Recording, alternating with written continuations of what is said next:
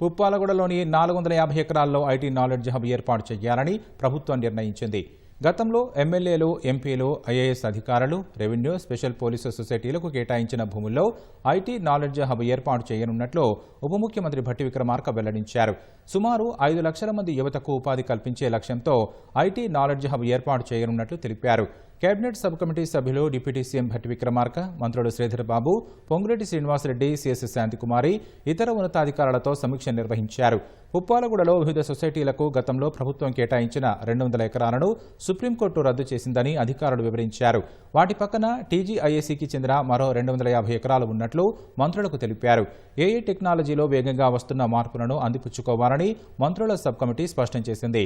పుప్పాలగూడలో 450 ఎకరాల్లో knowledge hub అభివృద్ధి చేస్తూ దశాబ్దాలుగా కొనసాగుతున్న హైదరాబాద్ ప్రగతిని మరింత వేగవంతం చేయాలని నిర్ణయించారు.